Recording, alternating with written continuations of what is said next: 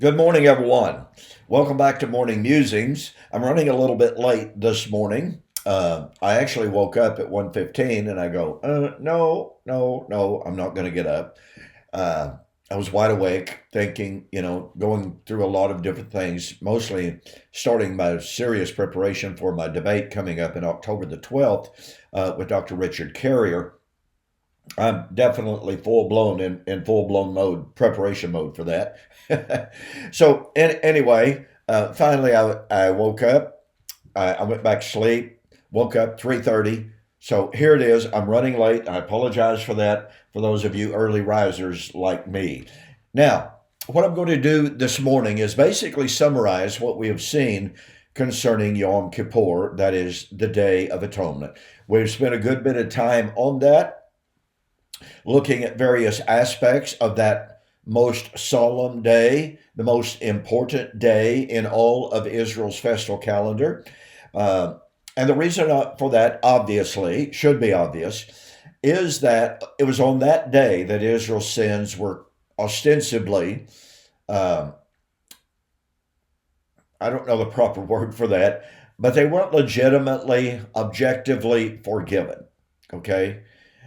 They were forgiven in light of the coming of the ultimate sacrifice, of the ultimate atonement sacrifice, and that, of course, is Jesus. So, the great, incredible tragedy is that although Yahweh in Leviticus 16 and Leviticus 23 pointed out that all of the feast days were convocations, they were rehearsals, they were looking forward, they were not the reality at all. But the great tragedy is that Israel failed to see that they were mere shadows. Now, in rabbinic writings, they talked about it, about them pointing forward to something greater. But in reality, even though Jesus came and stood in their midst and said that he was the fulfillment of the feast, that in him all of the feast were to be fulfilled. When he pointed out that he was Moses, greater than Moses, when he said that he was greater than Solomon, when he said he was the bread of life, when he said he was the water of life. And on that occasion, specifically, John chapter 7, he was saying, I am the fulfillment of Sukkot. I am the resurrection and the life. So even though he did that, their response to that was to kill him. And I've mentioned many times that I have this good friend in Israel. He is considered to be a world-class Hebrew scholar. Two of his sons are leading rabbis at large synagogues. I asked him on one occasion, what is the impact of AD 70 and the destruction of the temple and the destruction of the genealogies and what have you? And he said, with the loss of the temple and the genealogies, we have no priesthood, and for 2,000 years, we have had no atonement. I nearly cried when I read those words. And of course, he totally rejects Jesus as the atonement. And I could not help but reflect on what an awful state and condition to be in. To know that you have no forgiveness. You have no means of forgiveness. You have no temple. You have no priesthood. You have no sacrifices that can be offered.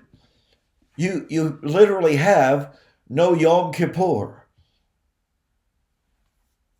with no hope of ever getting a temple, in spite of all the dispensational and Zionistic fabrications about that,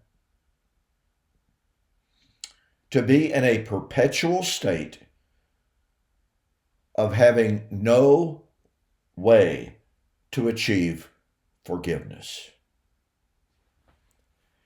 And yet, the incredible sadness of it is, most of Israel is now atheist, agnostic at least, skeptics, unbelievers.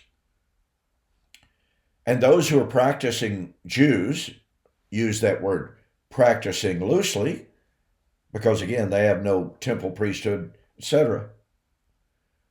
They literally hate the name of Jesus, or what is becoming increasingly apparent. And I've been speaking to people, as a matter of fact, at Jonesboro, Arkansas this last weekend. I was talking to some people who had been to Israel.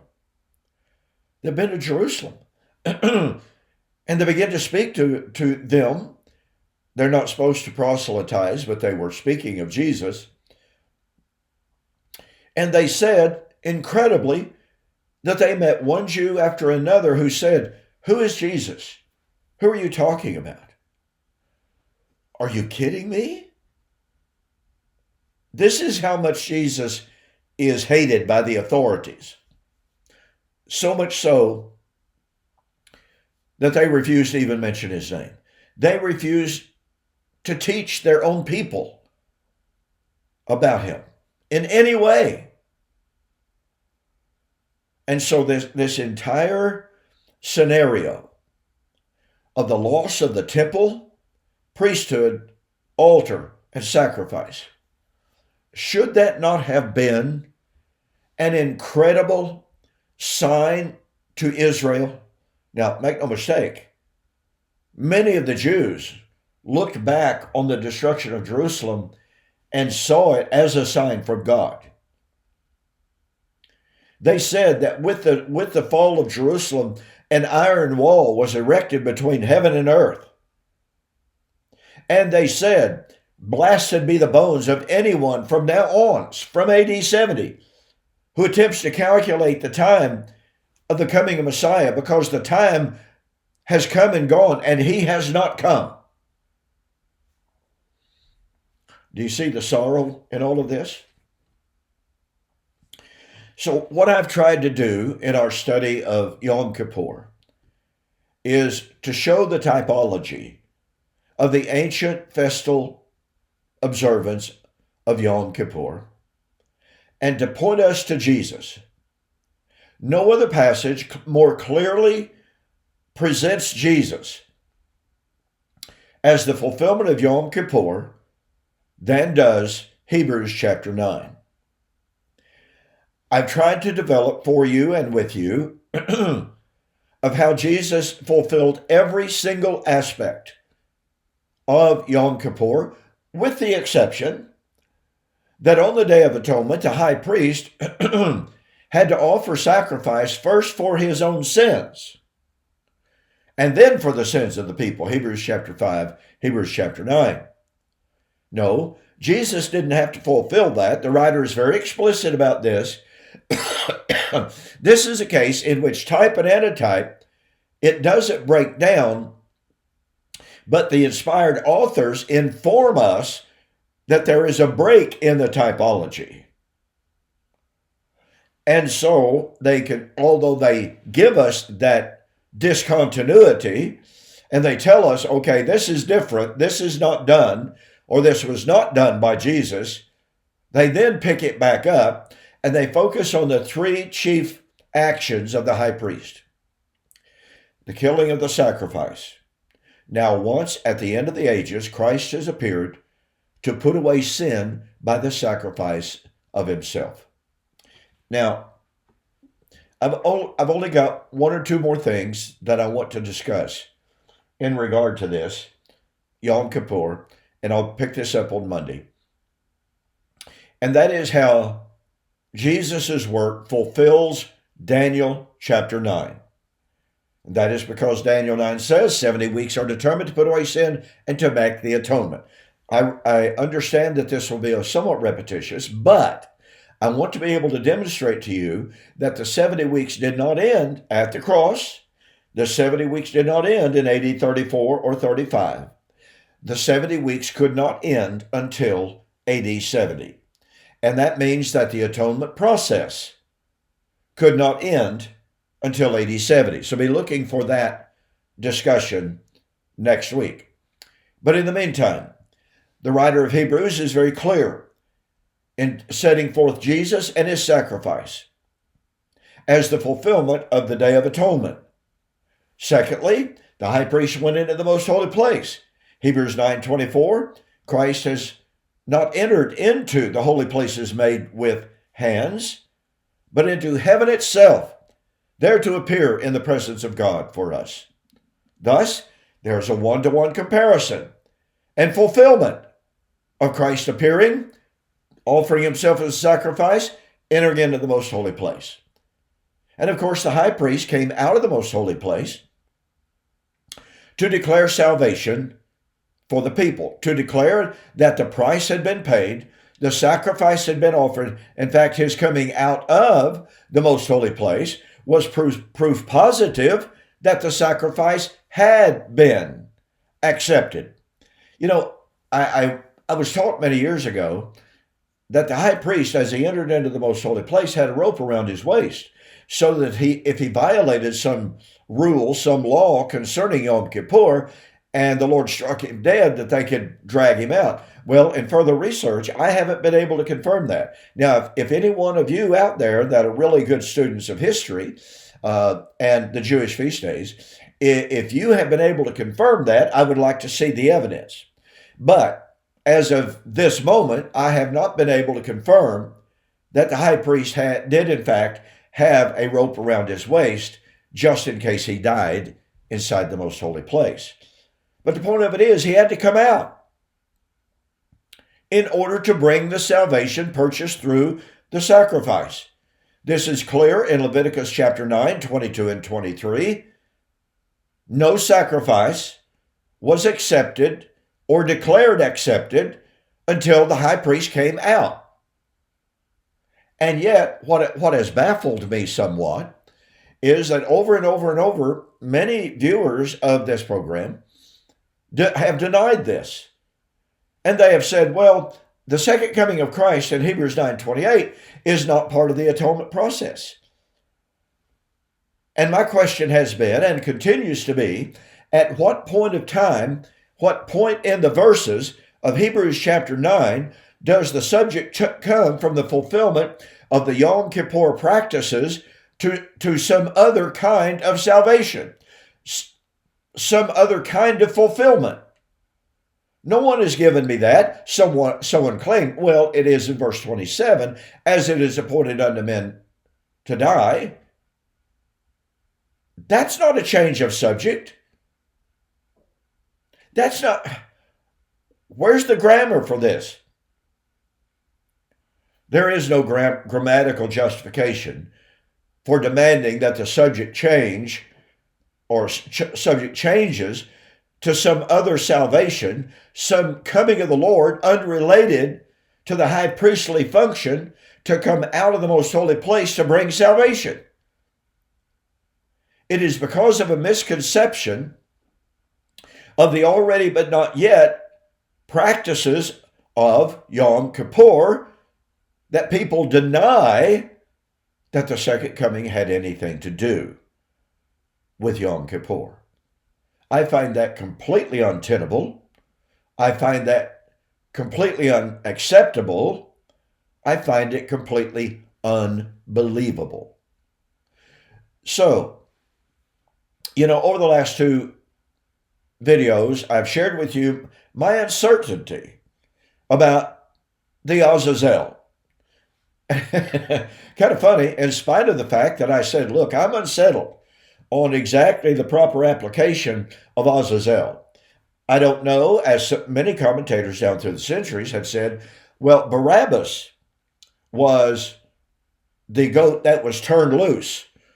Well, I can see some application there. My tendency, my favorite,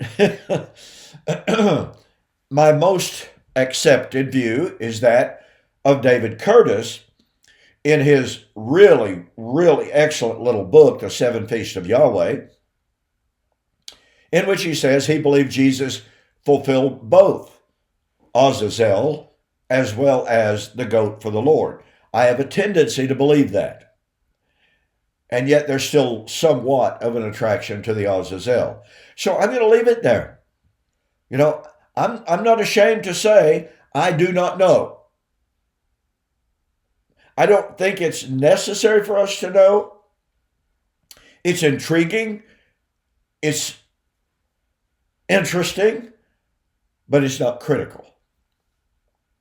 What is critical is for us to see that Christ is our Passover and that Christ is our atonement. Okay? So, I've tried to share with you sufficient information so that we can see the power, we can see the beauty, we can see the application of Christ as the fulfillment of Yom Kippur. Now, a final thought that I've shared with you. For those who try to say that Yom Kippur was finished at the cross, at the ascension, what have you, I simply ask that you consider the following question. If the atonement was finished at the cross, which is Passover, then why was it necessary to have a Yom Kippur sacrifice 4 months later?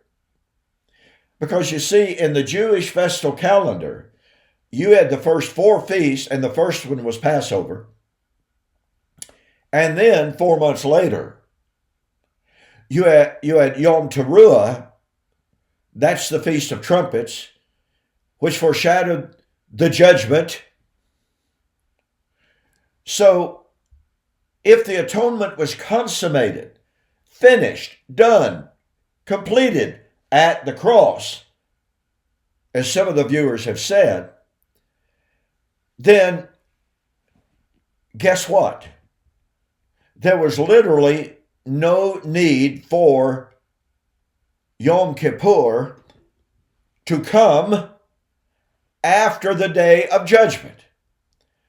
Essentially, what you are saying here is, if you say Day of Atonement was fulfilled at the cross, what you are saying is the judgment occurred prior to the cross. But no, it didn't. The New Testament writers were clearly looking for the judgment, and not only that, they were looking for Rosh Hashanah. I'm sorry, that was the judgment, of course. They were looking for Sukkot, the Feast of Harvest. They were looking for, in other words, the fulfillment of the typological final 3 feasts: Rosh Hashanah, Yom Kippur, and Sukkot. It is therefore completely anachronistic to claim that the atonement is ripped out of that chronological flow and applied retrospectively to the day of Passover, and yet still say that the New Testament writers were still looking for the fulfillment of the judgment, Rosh Hashanah, and they were still looking for Sukkot and the resurrection. That is completely and totally anachronistic. And no one has touched that argument, at least that I'm aware of. Okay, listen, I'm completely out of time. So next Monday, I'm going to take a final look at Yom Kippur in light of Daniel chapter 9 and the question, when did the 70 weeks of Daniel chapter 9 end? And then we're going to begin a study of Sukkot, the resurrection feast. And for a special for September, I'll be making a very, very special price offer on this book, Resurrection Feast Fulfilled, and I'll be giving away with your order a free copy of Can God Tell Time. I'm not going to tell you the price just yet, okay? But it's going to be good. Okay, thank you so much for joining me here on Wednesday. Hope this little bit of a summary has helped and that you will look forward to next Monday. In the meantime, be looking for Friday. I'll be going back and I will continue now my review of Andrew Perriman's article on why he believes Babylon was Rome and not Jerusalem. Pardon me. And then on Friday evening, Mike Sullivan and I on preterist apologetics, we're going to be having a lot of fun in our review of the just completed Jonesboro, Arkansas preterist or eschatology conference. You're going to enjoy that. We'll see you then.